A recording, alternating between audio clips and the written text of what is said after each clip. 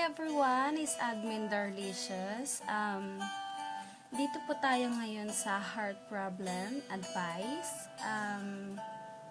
Meron po tayo isang tambayer na nag-private message. Itatago na lang po natin siya sa pangalang Weng. Suweng. I hope na kahit papano makatulong ako sa pagbibigay ng advice sa'yo. Isa-summarize ko na lang yung tawag dito, yung message mo sa akin para din naman alam ng ibang mga manonood. Si Weng po ay merong nagustuhan na isang feme through FB, pero taga-Taif po yung feme. So, pangalanan na lang natin na feme yung babae because I can't think any names of it. So, feme na lang po. One time, yung company nila Weng nangailangan ng mga tauhan. So sila, yung Feme, mga kasamahan nila Feme ang pinapunta sa Jeddah. Taga Jeddah po si Weng. At siguro nagka-meet sila doon. At hindi rin din naman nagtagal doon yung Feme. Bumalik siya ng Taif. Tapos, si Weng at yung Feme is nagkokontakan through Skype, FB, kahit anong kontakan sa mga long distance friends o something like that relationship, yung mga ginagamit nilang ganon.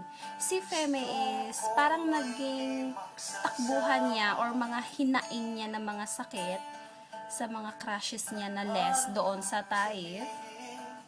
Si Weng yung nakikinig, nag-a-advise, nagko-comfort sa kanya, and then talagang yung friends silang friends at is as in na close.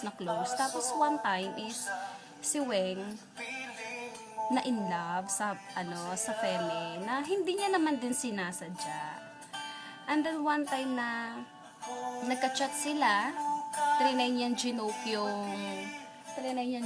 yung babae, yung Feme, na paano kung siya na lang ang manligaw or kung siya na lang yung parang pagtuunan ng pansin.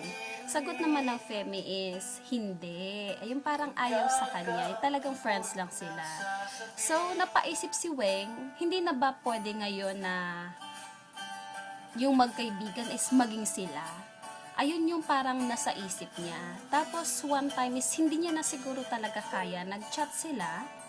Sinabi niya na talaga, nag-confess siya ng pagmamahal doon sa Feme. So, nashock ang Feme.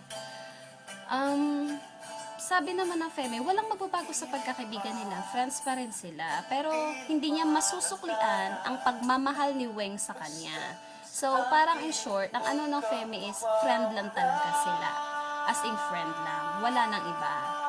Tapos, parang nasaktan siya, si Weng, pero wala na siyang ibang magagawa kundi tanggapin ng katotohanan na ganun yung desisyon ng babae.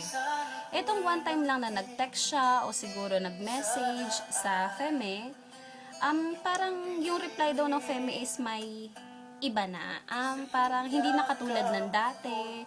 Talagang iba na talaga siya. So, humingi siya ng advice kung anong gagawin niya, kung didistansya ba siya, kung ano yung dapat gawin niya para makonquer niya o para makope yung nararamdaman niya sa Feme. So, Weng, advice ko sa'yo is, hindi kita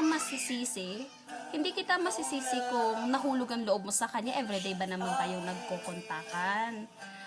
Ang advice ko is, bigyan mo muna siya ng time or gap sa parang pagkakaibigan nyo, yung closeness nyo dati.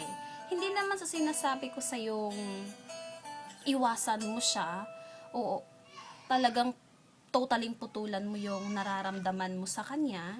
Hindi ganun yung sinasabi ko. Ang ano ko is, alam mo yung stand ng isang pagkakaibigan, ang isang friend, kesa sa, kasi pag parating mo siyang kinukulit, pinupursu mo yung feelings mo sa kanya. Alam mo, parang ikaw yung nagpupush sa kanyang papalayo sa'yo.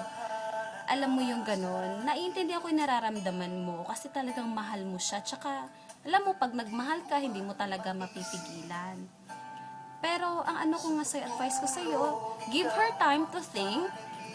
Who knows, one day, siya mismo yung tawag dito, lalapit sa'yo, para yung magchat-chat sa'yo, para yung closeness nyo dati is maibalik at malay mo. Yung friendship nyo talaga is maisalba mo pa. At least hindi masisira yon. Give her time to think kasi talagang na-shock yung babae dahil all this time, nakala niya is friend lang kayo, hindi niya rin niya namang iniisip na may gusto ka sa kanya. So, ang advice ko sa'yo is, give her time to think dahil baka masalba niyo pa ang friendship niyo. So, sana nakatulong ako sa pag-advise ko sa iyo. And everyone, feel free to comment po kung ano po yung nasa isip niyo at baka po makatulong din po kayo sa advice kay Weng. So, salamat po sa pagpakinig ng video ko and God bless us all.